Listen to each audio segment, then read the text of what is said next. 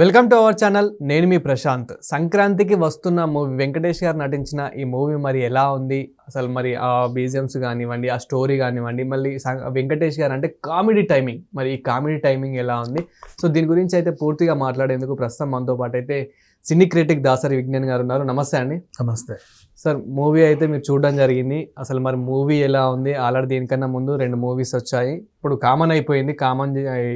రెండు కంపేర్ చేసుకోవడము ఇలా. సో మరి ప్రజెంట్ సంక్రాంతికి వస్తున్న మూవీ ఎలా ఉంది? బేసిక్గా ఈ సంక్రాంతికి ప్రతి సంక్రాంతికి బోల్డ్ అనే సినిమాలు వస్తాయి. ఈ సంక్రాంతికి ఎందుకో 2 సినిమాలు వచ్చాయి. డాకు మహారాజు, ఇంకోటి మరి సంక్రాంతికి వస్తున్నాం. డాకు మహారాజు ఆల్రెడీ హిట్, దాని గురించి మాట్లాడేసుకున్నాం. ఇంకా మిగతా ఏమీ లేవు. నెక్స్ట్ ఇంకా వెంకటేష్ గారి సినిమా రావాలి, మొత్తానికైతే వచ్చేసింది. యాక్చువల్గా పుష్ప కూడా రిలీజ్ అనుకున్నారు, బట్ ఏవో కొన్ని కారణాల వల్ల 17th పెట్టుకున్నారు.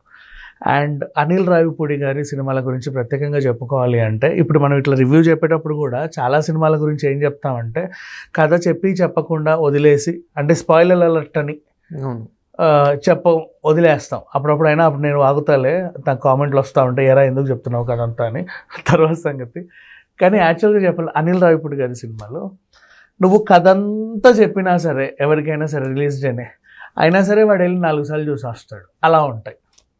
అంటే పెద్దగా ఏమీ ఉండదు, ఓ మ్యాజిక్ అంతే. బట్ అతను ఒక పాయింట్ పట్టుకున్నాడు అంటే ఇంకా దాని చుట్టూ అల్లుకునేంత అసలు దాన్ని ఇంకో పేరు లేదు నాకు చెప్పడానికి, నా భూతో నా భవిష్యత్. ఇప్పుడు for example Raja the great ఉంది, సుప్రీం ఉంది, ఏవైనా ఆయన తీసిన సినిమాలు F2 are F3 what ever, ప్రత్యేకించి ఒక బేస్ అనేది ఉండదు స్టోరీకి. మీకు అర్థమైందా? కానీ ఆ ట్రీట్మెంట్ విధానం ఏంటంటే, ఆయనకు ఒక పాయింట్ దొరికితే చాలు, దాని చుట్టూ దాన్ని తీసుకెళ్లే విధానం ఏదైతే ఉంటుందో అవుట్ అండ్ అవుట్ ఎంటర్టైనింగ్గా ఉంటుంది. అండ్ మీకు గమనిస్తే అనిల్ రావిపూడి సినిమాల్లో ప్రతి దాంట్లో ఒక మంచి మెసేజ్ అనేది ఉంటుంది. ఈవెన్ సుప్రీంలో కూడా సడన్గా వికలాంగుల ఫైట్ వస్తే మనకి ఒక టైప్ ఆఫ్ ఫీల్ వస్తుంది. నెక్స్ట్ అట్లా కొన్ని అంశాల్లో అలా ఉంటాయి. అండ్ ఇంకా చెప్పాలి అంటే soft, neat and cute comedy అబ్బా. దాన్ని ఎన్ని రకాలుగానే ఎంజాయ్ చేయొచ్చు, ఎన్నిసార్లు అయినా ఎంజాయ్ చేయొచ్చు.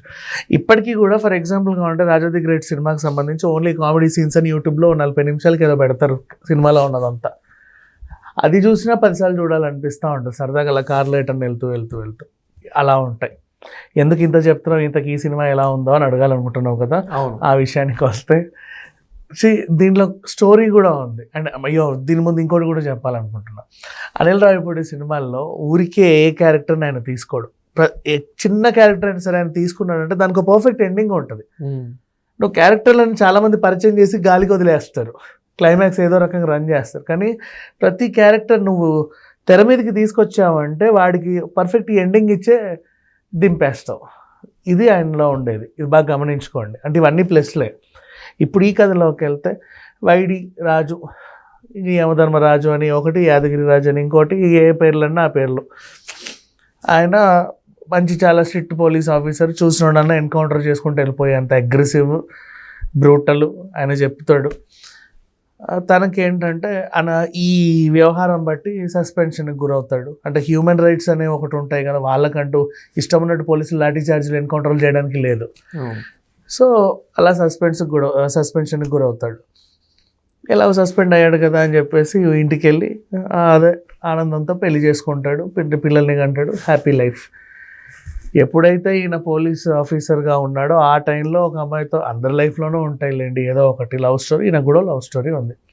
అన్ఎక్స్పెక్టెడ్గా ఈ అమ్మాయి ఆయన దగ్గరికి వస్తుంది. ఎందుకంటే ఒక చిన్న ఆపరేషన్ ప్రకారంగా ఈయనను మళ్ళీ తీసుకెళ్లాల్సిన పరిస్థితి. ప్రేయస్ వచ్చినప్పుడు ఇల్లాలు ఊరుకోరు కదా, అట్లా మొగుడిని పంపరు కదా, నేను కూడా మీతో పాటు వస్తాను అంటది. ఎలా కుదిరింది ఈ జర్నీ అనేది. అసలు ఆపరేషన్ ఏంటి అంటే, ఒక famous business man, real estate వ్యాపారి ఒక ఆయన్ని ఎవరో కిడ్నాప్ చేస్తారు, ఆయన్ని తిరిగి తేవాలి. ఆ కిడ్నాప్ వార్త బయటికి రాకూడదు, రాష్ట్రం పరువు పోద్ది. సో ఇట్లా చాలా చిక్కుముళ్ళన్నీ విప్పుకుంటూ వెళ్ళాలి. నువ్వు ఒక క్యారెక్టర్ని ఇంట్రడ్యూస్ చేసావంటే నీట్ పర్ఫెక్ట్ ఎండింగ్ ఇచ్చుకుంటూ వెళ్ళాలి. మొత్తం కథ అంతా కామెడీగా సాగాలి. ఇది సో మనకి వెంకటేష్ గారి మూవీ అంటేనే కామెడీ. అంటే మళ్ళీ సంక్రాంతికి వస్తున్నాం కాబట్టి అందరు ఫ్యామిలీతో మంచి ఎంటర్టైన్మెంట్ కావాలంటే ఈ మూవీ మీదనే చాలా ఎక్స్పెక్టేషన్స్ పెట్టుకున్నారు. సో మీకు ఎలా అనిపించింది కామెడీ పరంగా? వెంకటేష్ గారి సినిమా అంటే కామెడీ అనే విషయం పక్కన పెడితే వెంకటేష్ గారి సినిమా అంటే ఫ్యామిలీ అండ్ ఎమోషన్స్. అన్ని ఎమోషన్స్ ఉంటాయి 360 degreesలో. సో ఇప్పుడు ఇక్కడికి వస్తే ఈచ్ అండ్ ఎవ్రీ క్యారెక్టర్స్ ఎలా పర్ఫామ్ చేసింది. వెంకటేష్ గారు ఆయనకి ఇచ్చిన రోల్లో అలా ఒదిగిపోయాడు. అమ్మాయి ఇద్దరూ బాగా చేశారు, ఒకరు ఇద్దరు అని ఏం చెప్పలేం. అండ్ నెక్స్ట్ ఆ పిల్లోడు మాస్టర్ భరత్ ఉన్నాడు అప్పట్లో మనకి, అలా ఇప్పుడు కొత్తగా వచ్చాడు, వీడికి మంచి ఫ్యూచర్ ఉంటుంది. అండ్ నెక్స్ట్ మిగతా క్యారెక్టర్స్ అన్నిటికీ బాగున్నాయి. ఇప్పుడు సాయి కుమార్ గారు సపరేట్ ఒక టీం ఉంది కదా, ఆ టీం కూడా పర్ఫామ్ చేసిన విధానం, ఇటు విలన్ గ్యాంగ్ పర్ఫామ్ చేసిన విధానం, అండ్ ఇటు సీఎం టీం పర్ఫామ్ చేసిన విధానం, అందరూ బాగా చేశారు. ఆ మాస్టర్ కూడా కొంచెంసేపు ఏదో ఎమోషనల్గా నిజంగా చాలా బాగా చేశాడు. అందరూ బాగా చేశారు. హీరోయిన్స్ ఇద్దరి మధ్య ఆ ఫైటింగ్స్ అని మనం ట్రైలర్లో నుంచే చూస్తాము. సో ఎలా అనిపించింది ఆ ఫైటింగ్ సీన్స్, వాళ్ళ ఇద్దరి మధ్యలో కన్సర్వేషన్ ఎలా అనిపించింది? నిజంగా సీరియస్లీ దానికి లాస్ట్లో శ్రీనివాస్ రెడ్డి గారు, మళ్ళీ నేను స్పాయిలర్ ఇస్తున్నా, అదేంటో ఇవన్నీ తెర మీద చూడండి బాబు, అన్ని బాగానే కుదిరాయి. నేను మళ్ళీ అంటే నువ్వు ఏదన్నా అడిగితే నేను కథ చెప్పేస్తున్నాను, వీళ్ళు కామెంట్లలో తిడుతున్నారు. ఇకపోతే టెక్నికల్ టీం పనితీరు గురించి మాట్లాడుకుందాం. అసలు బీమ్స్ ఇచ్చిన బీజిఎం కానివ్వు, సాంగ్స్ కానివ్వు, ఆ పిక్చరైజేషన్ కానివ్వు, దిల్ రాజు గారి నిర్మాణ విలువలు కానివ్వు, అనిల్ రావిపూడి తీసిన విధానం కానివ్వు, అన్నీ కూడా అసలు నెక్స్ట్ లెవెల్లో ఉన్నాయి. అండ్ సంక్రాంతికి వస్తున్నాం అని అన్నారు కదా, ఈ సంక్రాంతికి వస్తున్నాం అనే సినిమా నిజంగా సంక్రాంతికి వచ్చి పెద్ద హిట్ అయింది. ఒకటి మాత్రం మీకు చెప్తా విను, మంచి క్యారెక్టర్స్ ఇంట్రడ్యూస్ చేశాడు. యాక్చువల్గా వీళ్ళు ఎన్ని పాటలన్నా తీసుకోవచ్చు. ఇప్పుడు ఏంటి, ఒక మిషన్ వచ్చింది, ఇతను పోలీస్ ఆఫీసరే, ఒక కిడ్నాప్ కేసు వచ్చింది, దాన్ని వీళ్ళంతా కలిసి ఎలా ఛేదించారు అనేది సినిమా. నెక్స్ట్ కూడా ఇంకో కేసు కూడా రావచ్చు, మళ్ళీ ప్రేయసి, మళ్ళీ ఇల్లాలు, మళ్ళీ ఆ ఫ్యామిలీ, దాన్ని వీళ్ళు ఎలా సాల్వ్ చేశారు అని కూడా ఇంకోటి తీయొచ్చు. అమృతంలాగా, ఇప్పుడు అమృతంలో అన్ని క్యారెక్టర్స్ ఎలా ఉంటాయి, ప్రతి ఎపిసోడ్లోనూ ఏదో ఒకటి వస్తూ ఉంటుంది వాళ్ళకి, అలా దాన్ని ఛేదించుకుంటూ వెళ్తూ ఉంటారు లాస్ట్కి. ఆ రకంగా పుష్పలాగా దీన్ని ఎన్ని పాటలన్నా తీయొచ్చు, బంగారంలా తీయొచ్చు. అన్ని క్యారెక్టర్స్ కూడా జనాలకి గుర్తుండిపోయాయి, రీచ్ అయిపోయాయి. ఓవరాల్గా ఈ సినిమాకి నేను ఇచ్చే రేటింగ్ 5 out of 5.